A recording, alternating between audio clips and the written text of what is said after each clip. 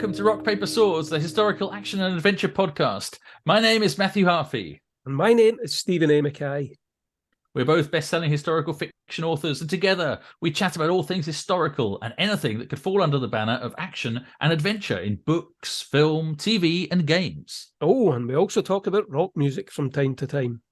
Our guest today is Darren Hardy, manager of the UK author and editorial programs at Amazon.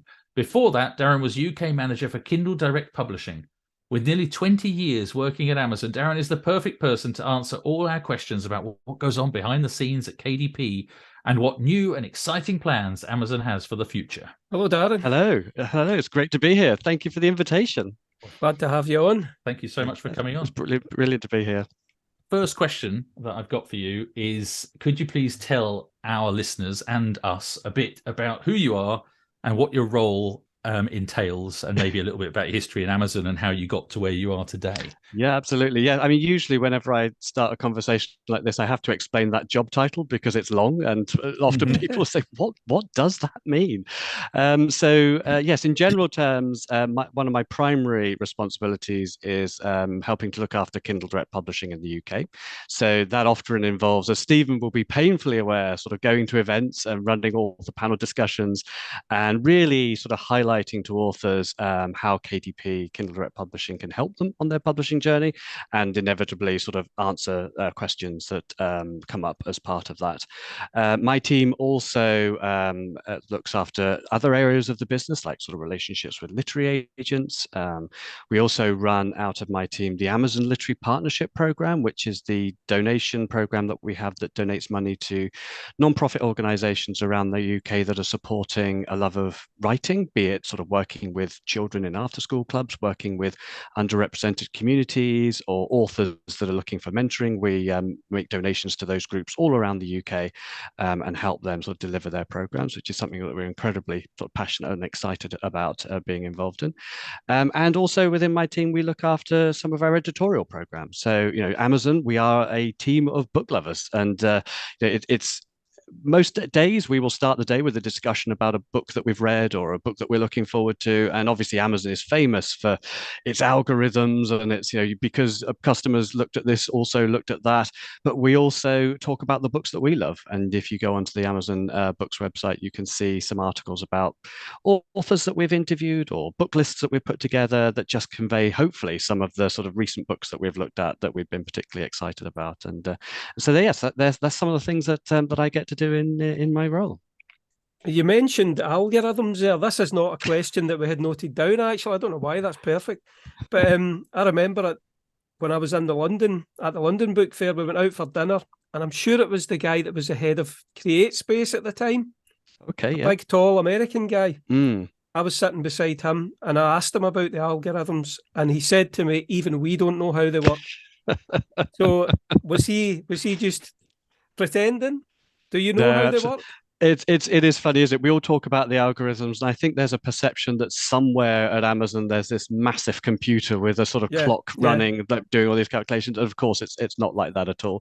There are all sorts of things going on, and obviously the key thing from our point of view is what we're trying to do is help readers discover their next great read, an author that maybe they've never heard of but might be interested in, or a genre where they're looking for something different, or whatever it might be. So there are all sorts of things going on the website that mean that when you go to the website, what you're seeing is tailored to your interests, and it will be completely different to what I see when I go to the website and what somebody sitting next to us might see when they go to the website. But it's all working in the background, sort of trying to look for links between books, links between authors that would enable us to recommend a book or an author to another customer. So yes, I would not pretend to understand how any of that works, but every time I click on a book on the Amazon website, I think, oh, that looks interesting. I think, yep, that's the algorithm, whatever that means, working in the way that it should to find me something that I will be interested in.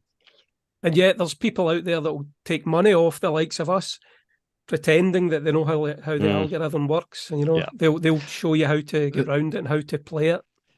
There's a comment, you just reminded me, there's a common meme that as an author I see every now and again. I'm sure Stephen's seen it, maybe you've seen it too, Darren, where it talks about when you get 50 reviews, Yeah, you magically the algorithm Or changes 10 and or- somehow you suddenly get boosted by Amazon's algorithms and people will see your book. You know, if you get 50 reviews or something, if you get 100 reviews, they'll send you a box of chocolates or something. But there's in this meme, it says this. I've always been a very I'm Skeptical? very dubious, very skeptical. That's the Yeah, word. Very I've never skeptical. noticed a difference. Yeah, Yeah. absolutely. Yeah, absolutely. I mean, obviously, you know, from our point of view, the more information we have about customers shopping particular books, the more connections that hopefully we can make between different customer types and sort of make the recommendations and so on. But yes, there is no magic formula that says you get X number of reviews, you get sort of Y average 5-star rating, all pages read in Kindle Unlimited or whatever it might be, and then suddenly a door opens and the sort of magic happens.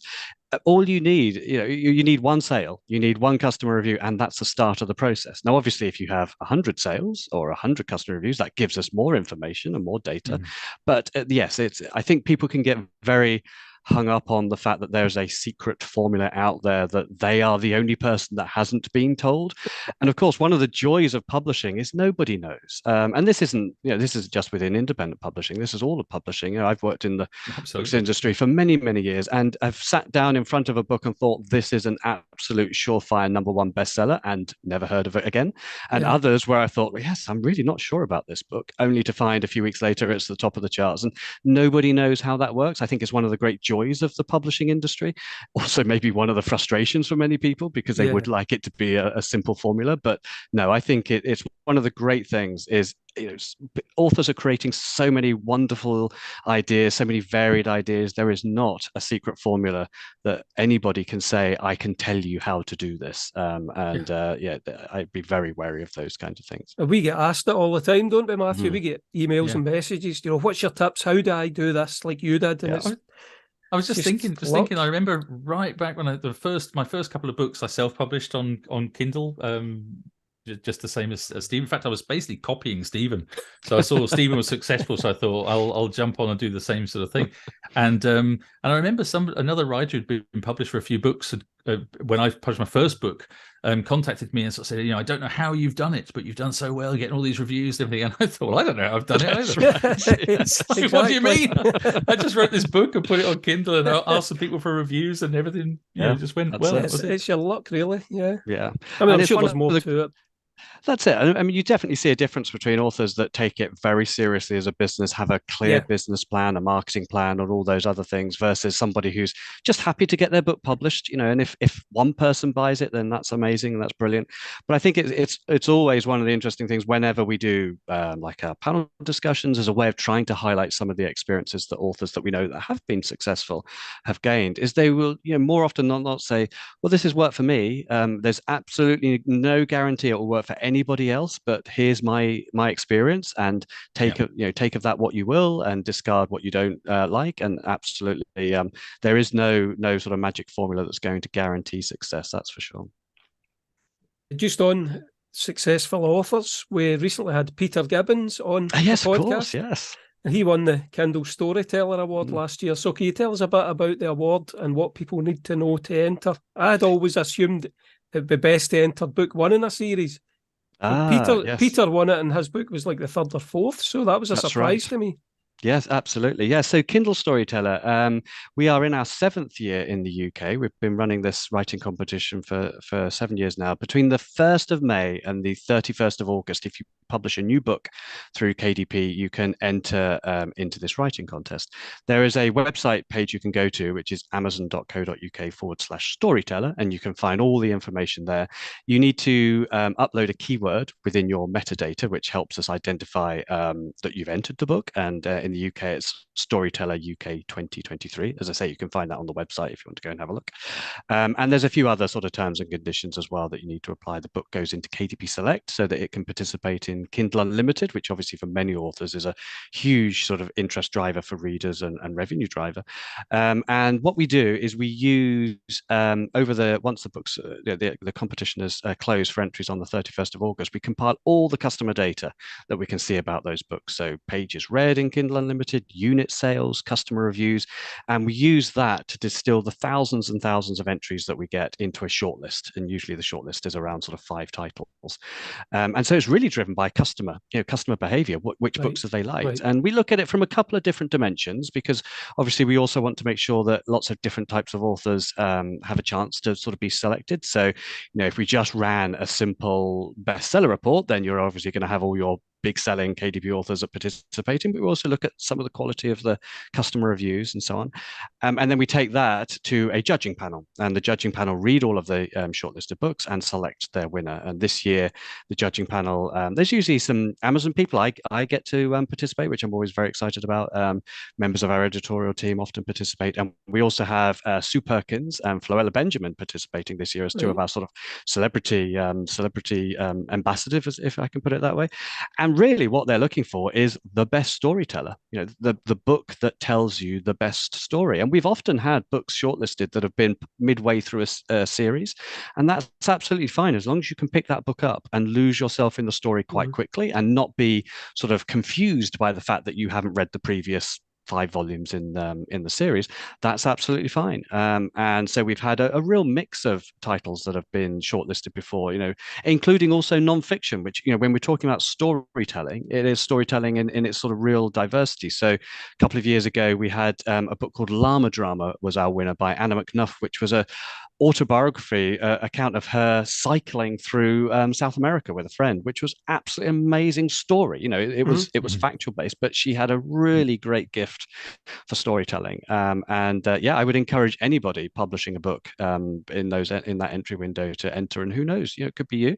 £20,000 prize, as well as some sort of marketing and some support. And as often with the authors that win, they then sort of participate in some of our other programs, maybe come and participate in author panel discussions and all those sorts of things. So yeah, it's hugely exciting. One of the best things about my job is getting to read those books and sort of contact the shortlisted authors and get to meet them and hear their stories. It's such a great initiative. So yeah, looking forward to it this year. So it does have to be published within that window, though? That's right, Yeah, yes, right. Between the 1st of May and 31st of August, and it has to be a new book. So a new book published between those dates. Right, okay. Here's a random question, just thinking, you said it needs to be a new book. Could it be a translation? Oh, that's a great question. Yeah, as long as it's a newly published so if it's a translation. new published English translation, right. Or can it be in any language, or does it have to be in English? Our contest is for the English language. We do have other contests running around the world in other languages. So there is an equivalent in Germany, France, Italy, Spain. I think our Brazilian team. There's an Indian one. That's it, India, and so there's a number of different. And if you have the same book that you have translated into all those languages, then of course, yes, you could enter those in all the different languages as well. So the key thing is it's your book. You have the rights to it. It's a newly published title from the 1st of May to 31st of August that you've published, and we'll then go through the selection process. But as I say, the rules, the terms and conditions, and all of that are on the website at amazon.co.uk/storyteller. So have a look there. Brilliant. Well, it was great speaking to Peter Gibbons just recently, and he's a lovely guy. We never met him before, but it was great having a chat with him. He's obviously burst onto the scene of the same sort of genre that Stephen and I both write. And I think really, I think it'd be fair to say that the Kindle Storyteller Award has changed his career. Really, I think until the end of last year, he was still working a day job, and he's become a full-time writer now. Probably as a large part off the back of winning that award, as well as everything else. So I think it's really made a difference. So it's fantastic.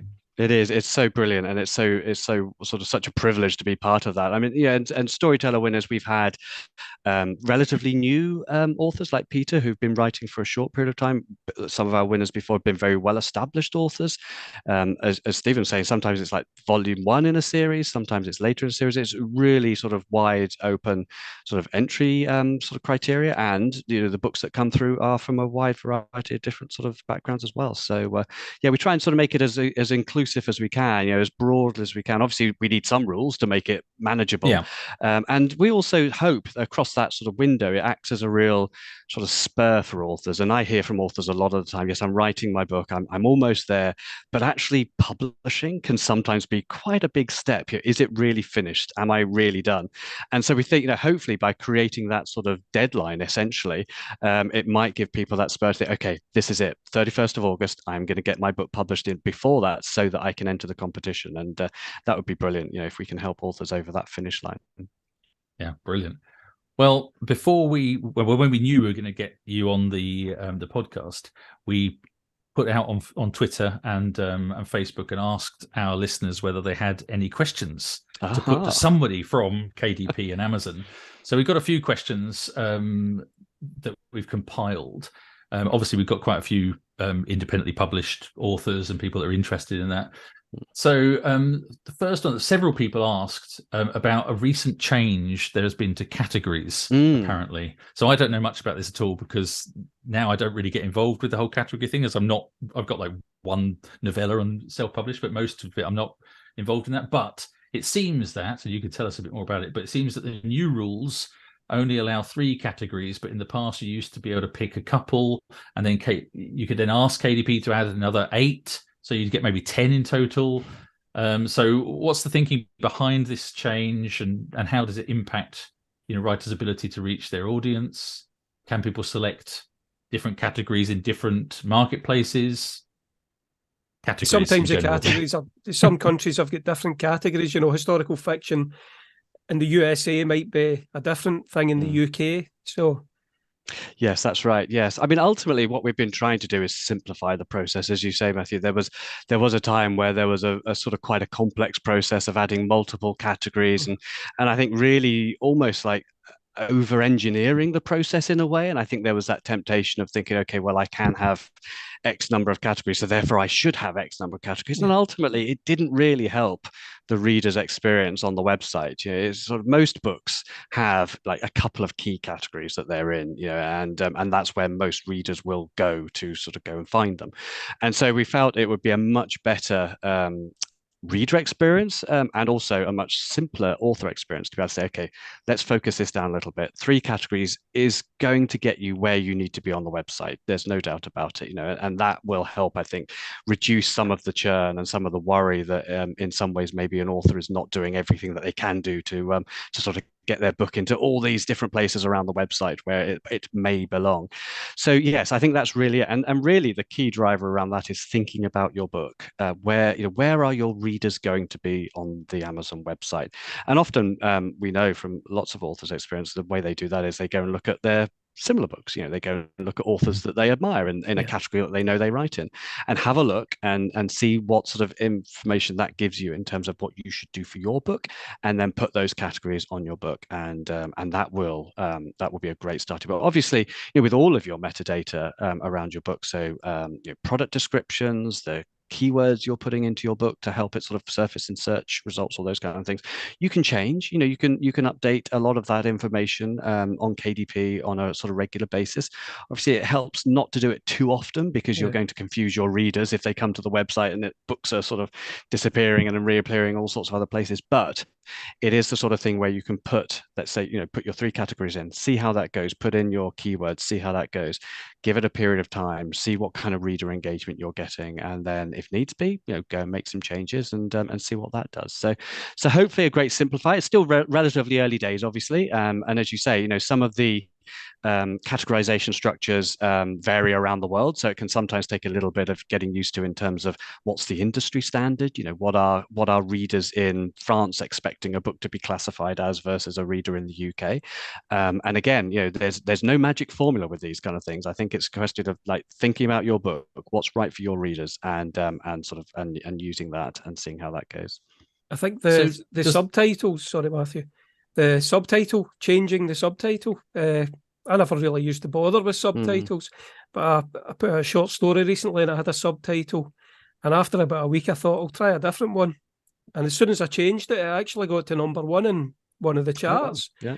And I mean, I'm sure it was just down to that subtitle, because I put in a word, I think it was chatbot or something, and I thought that's obviously caught people's attention.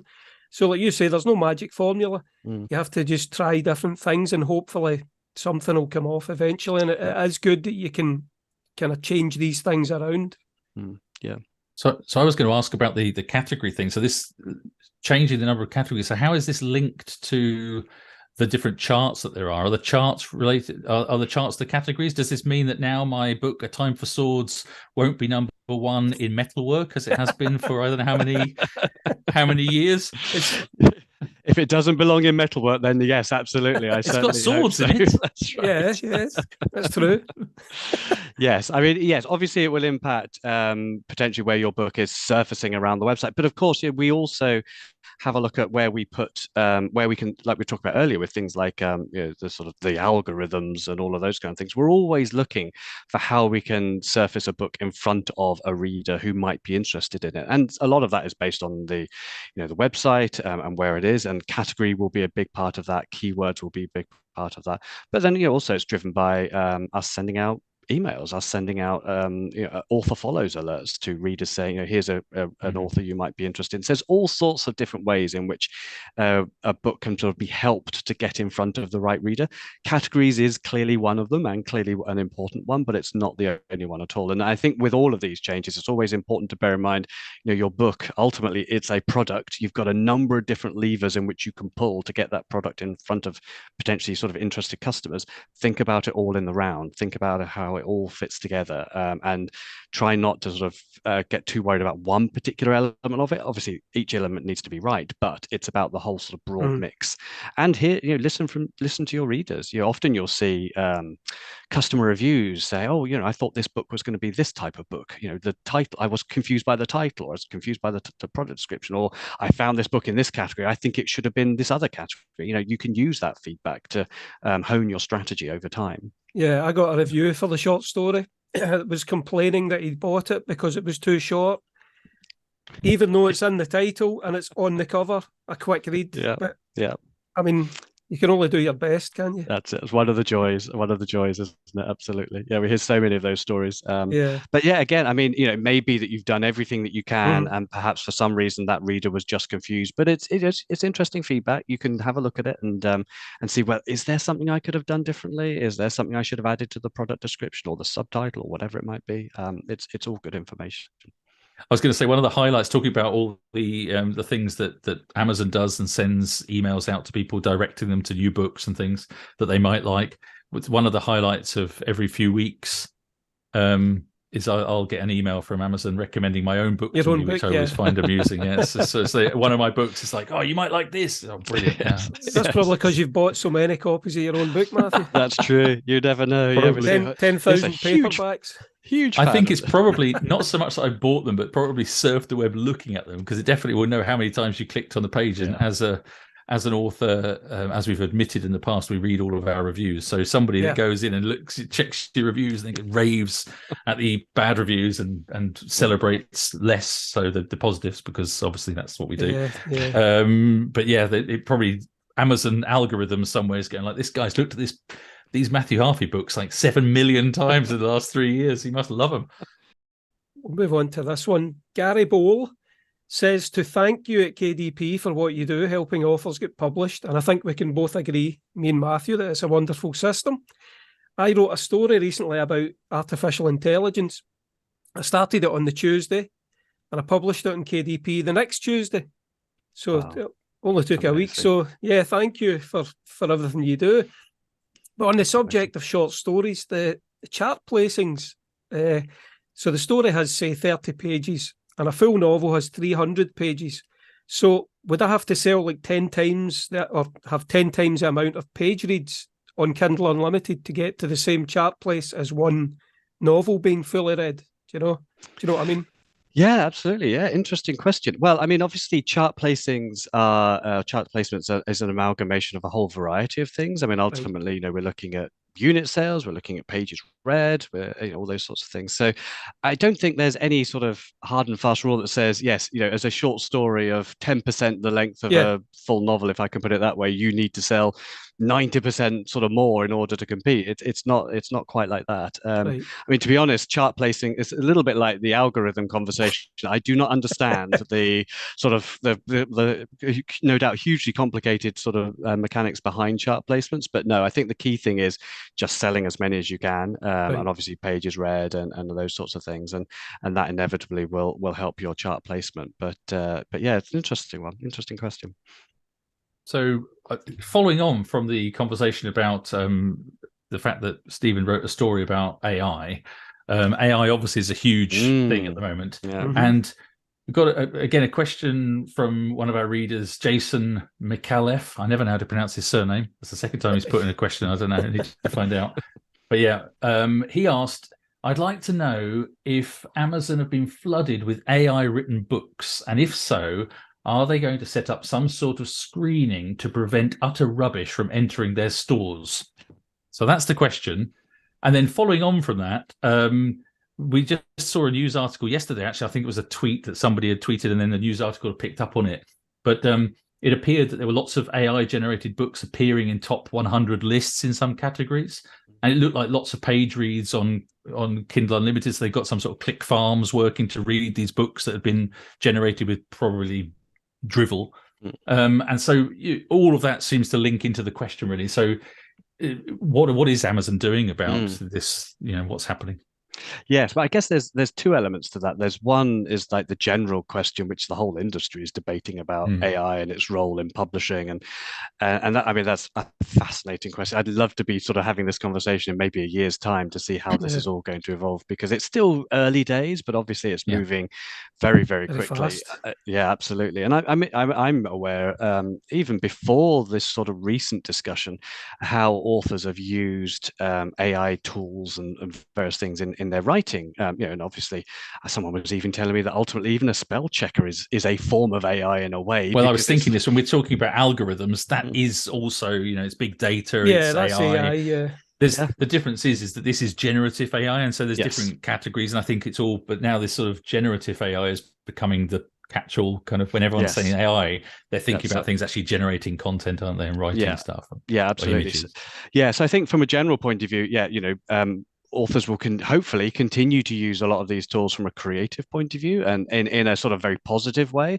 And obviously, we'll continue to monitor how things develop and sort of decide what, if anything, needs to feed into our processes. I think to the other part of your question around content that's being published, and maybe sort of like the quality of that content and how it's maybe being used, we have very clear rules around both like the content being published through Kindle Direct Publishing, and anybody can go onto the website and have a look at the rules around what is and is not permitted, and we have processes that we use to make sure that those rules are adhered to. Similarly, at the other side of the process, in terms of programs like Kindle Unlimited and any sort of purchasing on Amazon, again, there are processes in place that make sure that those systems are not abused, and I think I've seen some of those headlines. I think in most of those cases, those systems, those issues have been dealt with, and we don't see those anymore. So in all of these things, again, one of the great sort of joys of the publishing industry, it never stops. The whole industry is moving forward. There's always a new idea or a new theme that's emerging, and so I don't think you could ever say, okay, this is it. There's never going to be a question in these sorts of areas again. But we take these rules very seriously, and we spend a lot of time, and there's a lot of people making sure that those rules are met and adhered to, and that will always be the case. Yeah, because I remember a few years ago, it was a real thing, or a hot topic amongst writers, was the fact that people were creating very, very short books, weren't they, and putting them onto Kindle Unlimited and getting like 3-page reads was 100% of the book, and so we're getting the same proportion as a 500-page novel or whatever, and that got clamped down on pretty quickly, I guess, by Kindle, and they changed, or by Amazon, and they changed the way that things were paid out, didn't they? Yeah, I mean, we're always listening. I think that's one of the key things. Like I say, the industry never stops. It's not like you've sort of dealt with every issue or every opportunity, and so we're always listening. And these kinds of situations, and where we're out at events, and where authors are obviously very keen to give us feedback, always help us learn and understand what's going on, understand what's working, and also understand where we could do better.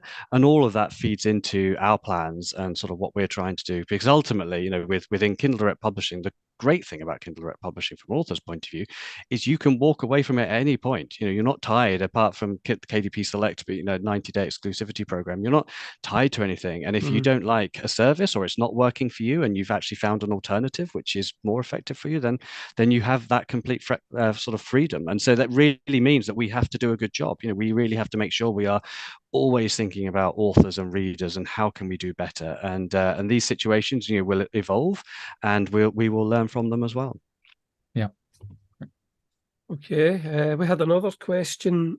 I don't remember who asked this, so apologies to whoever it was, but they said, any plans to open up AMS ads for Audible titles?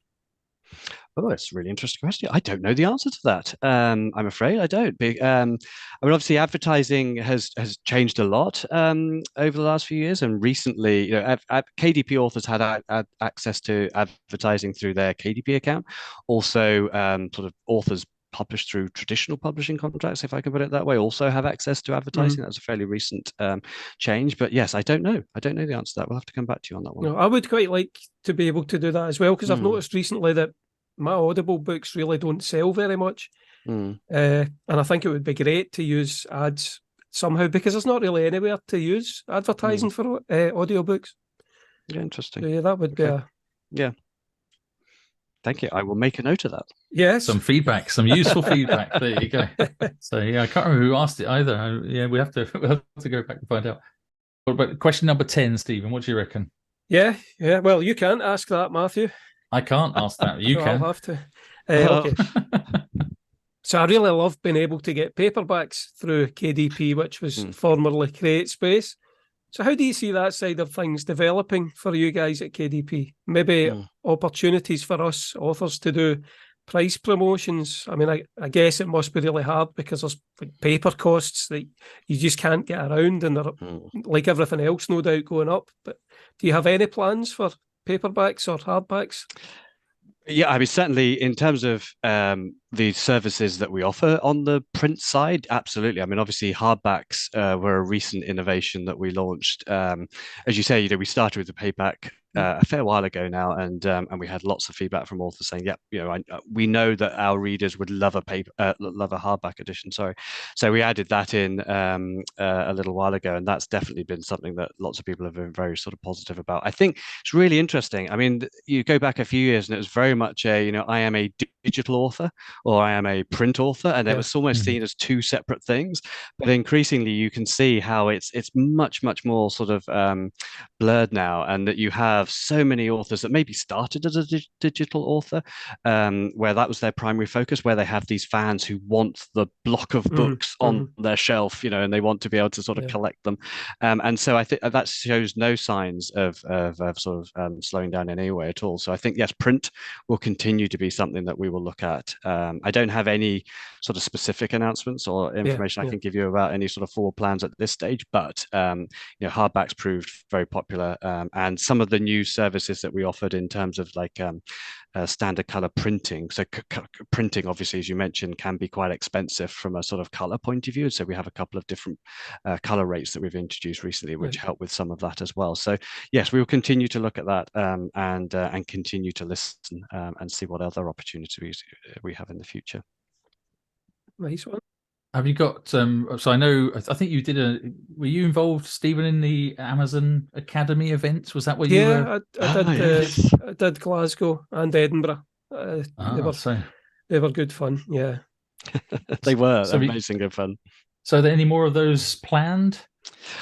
Not specifically the academies, although we have been out and about. I mean, it's one of the great things about my job is I get to go to events and sort of meet people and sit down and chat to them sort of face to face, which is so valuable in terms of hearing author's experience.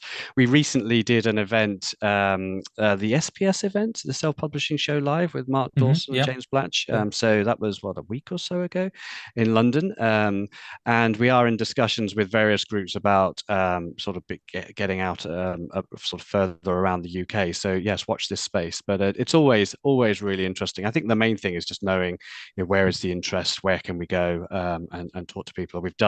We have in the past sort of like Stephen says, sort of done Edinburgh, Glasgow, Newcastle, Yeah, Manchester, Birmingham, I think, or Cardiff, Manchester. Birmingham. That's it. Yeah, we've the Isle of Wight once we did. We went to the Isle of Wight, Dublin. Yeah, we've been around to a few sort of different places. So always good, always really interesting.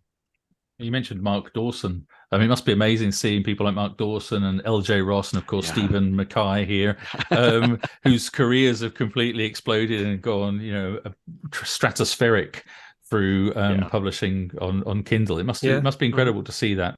I mean, it's amazing from us to see it, but from you within the company. Yeah, absolutely. And yeah, having been in this role and in the business for the years that I have, having sort of met an author at a relatively early stage in their career, talking to them, and then watch as they go on from success to success, it is so inspiring, and it helps us as a team because we all have bad days in the office. We all have things where you sort of think, oh, actually I could have done a better job there, and then you look at the Amazon charts and you see an author that has worked really hard and has been sort of really determined, and you see their books riding high in the charts, and you read the reviews, and it is such inspiration, especially when in many cases in Kindle Direct Publishing where the author themselves has probably faced has maybe faced some kind of challenge in their publishing. And I think, Stephen, I think you faced this where you had sort of like publishers saying, no, there's no market for this sort of book. And you think, it would have been so easy to stop at that point and think, okay, maybe it's not right. That's it. And then you carry on and you think, no, this is a good book. I should get it published, and then you see it in the charts. It's so inspiring, and it's one of the great sort of aspects of our job is that we do get to meet these people where they think, I'm almost stopped there. I almost gave up, but I didn't, and now I found my readers, and it's so rewarding. Yeah, that's a good point. Actually, there must be loads of authors who are told, like me, there's no market for your book. I was told that with both my series, the Robin Hood and then the Druid series, that no, there's no market for these. And I've obviously proved that there is, but there must be quite a lot of authors who have had those rejections. You were told me too. I got an agent, and the whole went through all of the publishers in the UK. No, and then my agent basically said at that point, because it was very much an old school traditional publishing guy, it was very much like, well, everyone said no, so throw that book away and write something else. And I was like, what? So I'm not doing that. And so I self-published it, and then lo and behold, after you sold a few thousand copies and got a few hundred reviews, suddenly the publishers then go, oh yeah, actually, we'll publish you. But there must be loads of people that weren't quite as driven as us. Did just throw it in the bin and just gave up completely, and it's a shame. It really is. It's such a shame. I mean, you put so much effort into writing a book is such a hard piece of work. I mean, obviously, you get your idea and you get all that energy, but it is a hard piece of work to have somebody say you don't have the chance to put that in front of readers, because ultimately it's about readers deciding who should be successful. And not even getting that chance must be heartbreaking. And you hear all those stories like J.K. Rowling and Stephen King and all those hugely famous authors who were told no and rejected so many times. You think, what if they'd said no and not published that book? And I think it's worth mentioning here for anyone listening who hasn't published, and is thinking about it, who's written a book, or you think halfway through writing a book, or you've got the idea, or whatever, that whatever you think about the quality of your writing or the book or whatever other people say about it, that to publish on KDP, on Kindle Direct Publishing, it's free. It doesn't actually cost you anything. And this is the point when I was told by my agent at the time, basically that's it, let's move on to something else. I just thought, well, if it doesn't cost me anything to put this thing out in the wild and see what happens, why the hell wouldn't I do it? And so anyone who's sitting there with a book and you think it might be good enough, and nobody wants to publish it, well, just try, because it doesn't cost you anything apart from a few minutes or hours of getting it up onto the site and checking that everything works and formatting or whatever. But really, it's a very simple process. There's many companies out there charging hundreds and hundreds or even thousands of pounds to do that for you. But really, it is a simple process. And if you just go online and you can do it all yourself, follow the instructions. For those of YouTube videos and help on. Or ask us. Do it very easily. Or ask us. Ask anybody that's involved online. But there's a lot of I think it annoys me sometimes to see people kind of capitalizing on people's lack of knowledge about these sort of things and charging huge amounts of money to effectively just stick it on KDP. Really. Yeah. That's it. And we have lots of help content as well. And there's a program called Jumpstart that you can use, which is a really basic introduction to how the process works for somebody who's completely new to it. And, obviously, as we know, and obviously you've talked about, there are thousands and thousands of authors using this process. It has been pretty well road tested now.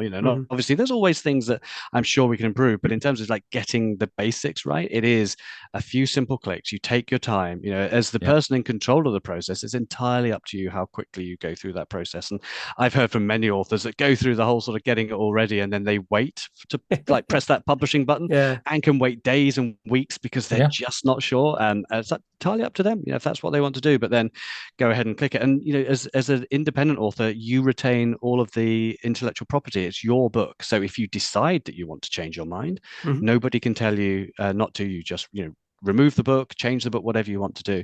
So as you say, it's a pretty low risk strategy. If you've written the book, and you put it into a drawer, like a virtual drawer, nobody will ever read it. If you publish it, somebody might read it. That's it. Well, that's it. That was my thinking, and the other thing was, I was just thinking, if nobody reads it and you never find out, then what? It's just such a waste of time and effort. As you're saying, and in the end, if people like it, and the other thing, that there was a real stigma at the time.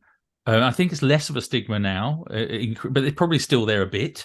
That people kind of have the idea that if you self-publish, you can never be traditionally published, and people get worried and they think that one thing is more valid than the other. And I've been both, and many people that we know of, including myself, have self-published, independently published, and then been picked up by a traditional publisher and published traditionally. So you can do both. There's no reason why you can't, and it's often a springboard for that because it proves that you can write, or that the product is good enough and that people are going to read it. So it's a way of proving to publishers, if that's the way you want to go, that's absolutely. And yes, why not? And if somebody comes along and offers you a deal and you're attracted by that deal, then you have the option to take that deal.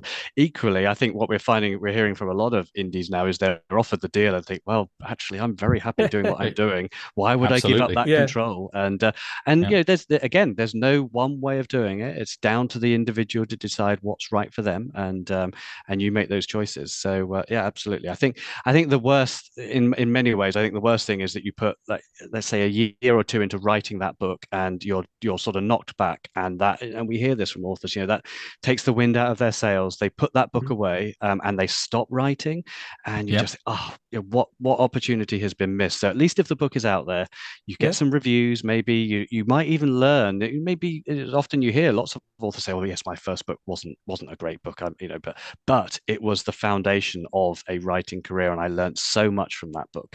And the only way you can do that is by publishing it and seeing what readers think, and then going on to the next one. And of course, that's often the biggest challenge, is you get that huge sort of sense of, phew, that's the first book out there, but it doesn't stop. You've got to keep going, and then it's the second book, and so on. So in my experience, it gets more difficult with each book that you write, but hey. But and if they have got it sitting in a drawer and they want to publish it, do it now so they can enter the storyteller competition. That's true. Yes, absolutely right. Yes, thank you. There you go. Yeah. So I assume that you love reading yourself. So given your job, so what authors do you like? And a wee question that I thought to add on to that: do you write yourself? Have you ever published on KDP?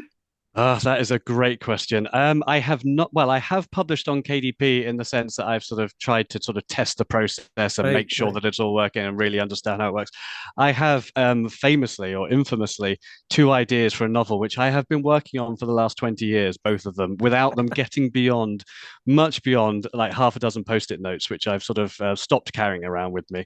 But they haven't really got much further than that, and it embarrasses me now when I sort of meet authors that I probably told like 10 years ago, I'm working on this book, and they ask me, how's it going? I was like, it's basically as it was about a decade ago, which is very embarrassing. And it's what sort of leaves me in awe of what you do.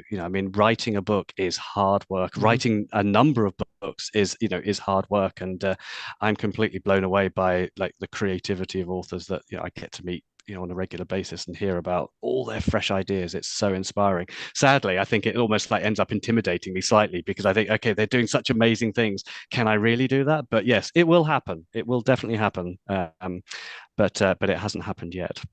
But yeah, I absolutely love reading, and as I say, we as a team here in the London office are a team of book lovers. We have our own like reading challenge. We have every year we set. I think we're up to 49 categories that we read across the course of a year. It's everything from like a book with a green cover, or an author with 3 vowels in their name, or a rom-com, or whatever, completely random different categories. And we all get very competitive when it comes to who gets reading through those categories first. But yeah, I read a lot. I read across all genres. I mean, one of the great joys of my job is I get to meet so many inspiring authors and think, yeah, actually, I'd love to read that book. So across fiction, nonfiction, and so on. In terms of favorite authors, it's very rare, for example, that I don't look at something by Seamus Heaney on a weekly basis. Haruki Murakami is a huge author that I really enjoy. Robert McFarlane, a whole bunch of others. Indie authors, obviously, present company. I would say 2 of my most favorite authors in the whole world.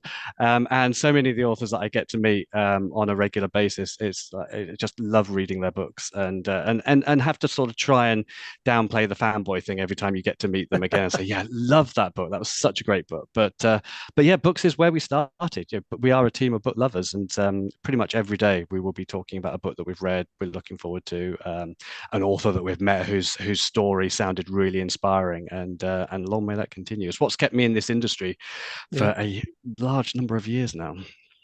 Excellent. Well, that's brilliant. So, sorry, I was going to move on to ask about specifically what you've been reading at the moment. So, at the end of sort of every interview, we ask a couple of questions to all of our guests, and the first one is basically, what have you been reading and watching recently? Okay, yes. Well, reading. I'm currently reading Babel by R.F. Kuang, which my daughter recommended to me, and I think it came out. I think it was at the end of last year, and was phenomenal. Did really well, and it was one of those sort of, oh yeah, I must get round to reading that. I must get round to that. And she finished reading it a few weeks ago and said, "No, Dad, you have to read this. Here is my copy. Go read it now." And I'm about a third of the way through, and it is really, really interesting. Sort of one of those sort of slightly sort of historical, but playing around with the historical narrative. So there's a few changes, sort of partly set in Oxford, partly set in London in the UK. And yeah, she does these really sort of strange things where you think that this isn't quite historical, but I can't quite work out why it isn't, because she's just playing around with it a little bit. But yeah, really enjoying that. Watching, that's a great question. I've been sort of out and about recently, so I haven't actually been watching a huge amount. We as a family are battling our way through Game of Thrones, which is obviously like old news. Yeah, that's for many now. people. That's it. But finally sort of getting our way through, because we all have to be together, and it's obviously quite a big investment. So I think we're like second to last season, I think it is, and we're about halfway through. And what we tend to do is like watch an episode, and then it'll be 6 months before we're all back in the house together and we can watch the next one. So but yes, we're getting there slowly but surely. It's worth it, I think. It's a good series. Yeah. Something that's still on my to-do list. I only watched the first series and got fed up halfway through the second, so I need to. There you go. So I'm not the last one to watch. Not the last one. No.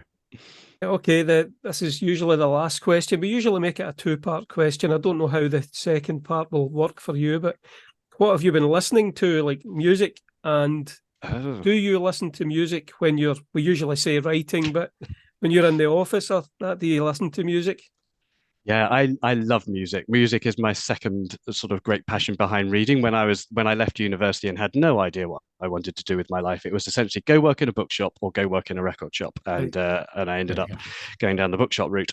Again, listened to a whole bunch of things. I think probably one of my favorite bands at the moment is a band called Snow Ghosts, who are really sort of interesting, slightly sort of electronic driven, a great vocalist, and some really sort of really intense atmospheres.